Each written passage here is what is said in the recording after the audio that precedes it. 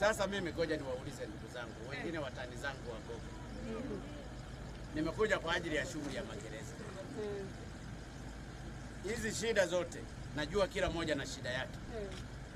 Lakini nina madiwani, nina ma-DC.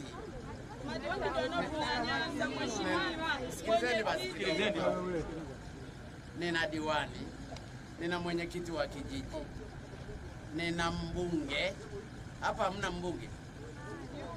Mna DC, mna mkuu wa mkoa, mpaka mna waziri wa ardhi na anakaa hapa hapa. Wote hawa mmeshindwa ninyi kuwauliza hata mmoja. Mimi nimekuja kwenye shughuli nyingine, mnataka nianze kila mmoja. Huyu mume wake alifukuzwa kazi. Nianze kujadili swala la kufukuzwa kazi na masharti yake kwamba hakuingiza simu 4 kwenye kwa wafungwa. Wewe diwani wako ameuza maeneo yako. Yote haya kweli, hata ungekuwa wewe mama yangu, nasema tu ukweli, ni sawa umenichagua. Lakini hata ungekuwa wewe, shida za hapa kila mmoja wenu hapa, nitaweza kweli kuzitatua mimi kwa saa hii dakika moja, na niujue ukweli uko wapi. Na ndio maana ningewaomba ndugu zangu wapiga kura wangu, mna mbunge, unless huyo mbunge awe hawajibiki kwenu. Lakini kama mlimchagua kura, mkampa kazi hiyo ya ubunge, hii ndiyo kazi ya mbunge.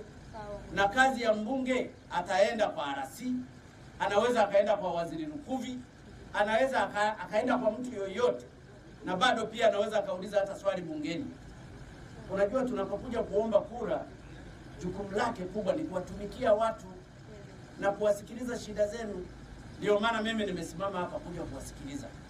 Lakini ningewaomba ndugu zangu, siwezi nikazimaliza shida zote hapa na ninyi mnitendee haki. Ninafahamu mna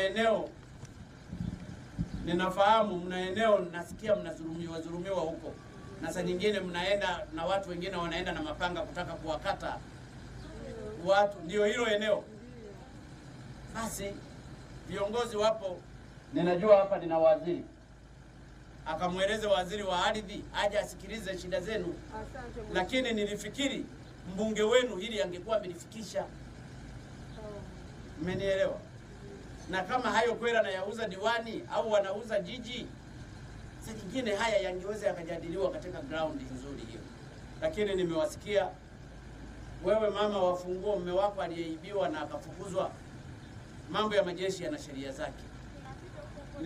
Nisikilize basi mama. Mambo ya majeshi yana sheria zake. Muone mkuu wa